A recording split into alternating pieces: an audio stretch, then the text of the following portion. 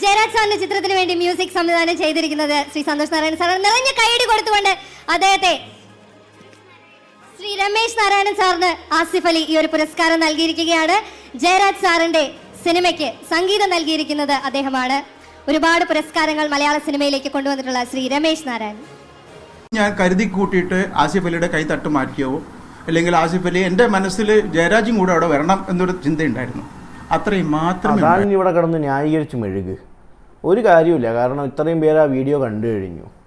ഈ സീനിയോറിറ്റി എന്ന് പറയുന്ന വാക്കിന് വേറൊരു അർത്ഥം കൂടിയുണ്ട്. താഴെ ഇരിക്കുന്ന ആൾക്കാർക്ക് മുന്നേ ചെയ്തു വെച്ചത് എന്താണെന്നുള്ളതും അയാൾ എങ്ങനെയാണ് ഈ ഫീൽഡിനെ കണ്ടതെന്നുള്ളതും കൂടി കാണിച്ചു കൊടുക്കുന്നതാണ് സീനിയോറിറ്റി. ഇങ്ങനെ കണ്ടുപിടിക്കാനാണെങ്കിൽ, അതായത് ഇങ്ങനെ ആവരുതെന്ന് കാണിച്ചു കൊടുത്തു നിങ്ങൾ. ഇവിടെ ആസിഫ് അലി ചെറുതായിട്ടൊന്നുമില്ല. ആസിഫ് അലി അവിടെ ചെറുതായി, നിങ്ങളാണ് ചെറുതായത്.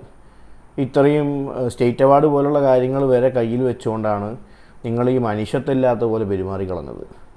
കാരണം അവിടെ ഒരു പൊതുവേദിയിൽ ഇപ്പം ആസിഫ് അലി ആയതുകൊണ്ട് തന്നെ അയാളോട് സത്യം പറഞ്ഞ ബഹുമാനം തോന്നിപ്പോയി. കാരണം അയാൾക്ക് വേറെ ഇപ്പം ഞാനൊക്കെ ആണെങ്കിൽ അവിടെ വിറച്ച് കയ്യും കാലില്ലാതെ വേർത്ത് കുളിച്ച് നാശായനെ.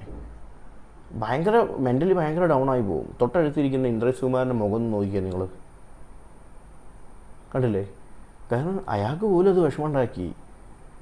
അയാൾ പോലും ചിന്തിച്ചിട്ടുണ്ടാവുക, അയ്യോ ഇപ്പോൾ എന്താ എങ്ങനെയാണെന്നുള്ളത്. അയാൾ പോലും അങ്ങനെ ഒരു സ്റ്റക്കായ അവസ്ഥയിലായിപ്പോയി. കാരണം സ്വന്തം സുഹൃത്താണ്, ഒരേ ഫീൽഡിൽ വർക്ക് ചെയ്യുന്നതാണ്, ഒരുമിച്ച് ഒരുപാട് സിനിമകൾ ചെയ്തിട്ടുള്ള ആളാണ്.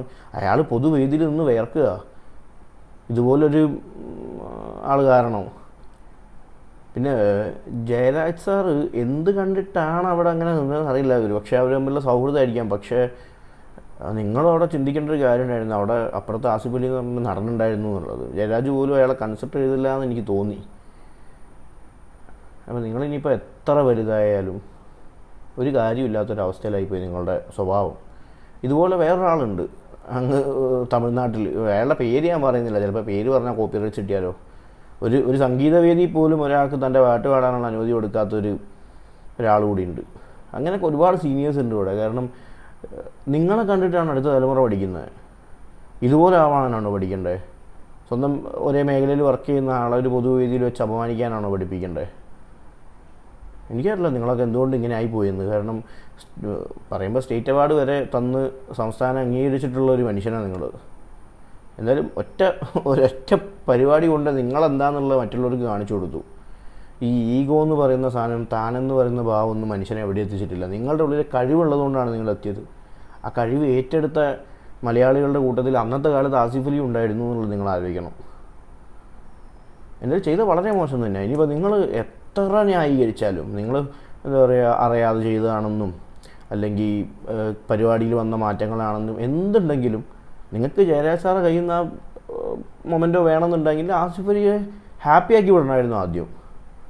അന്ന് വന്നിട്ട് ആസിഫ് അലിയോടൊന്ന് പറയാം, എനിക്ക് ജയരാജിൻ്റെ കയ്യിൽ നിന്നും കൂടി ആ മൊമെൻറ്റോ ഒന്ന് വാങ്ങിക്കണം എന്നുണ്ടെന്നുള്ളത് പറഞ്ഞിട്ട് അയാളെ അവിടെ ഇരുത്തേണ്ടായിരുന്നു.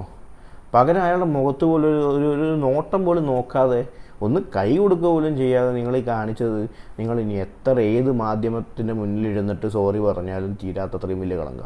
ആസിഫ് അലി ഞങ്ങളെ മനസ്സിൽ വലുതായിട്ടേ ഉള്ളൂ. നിങ്ങളാണെങ്കിൽ ചെറുതാവല്ല, നിങ്ങളൊന്നും അല്ലാതായി. നിങ്ങളെ വേണ്ട, പൊക്കോ വേറെ ഏതും വഴിക്ക്.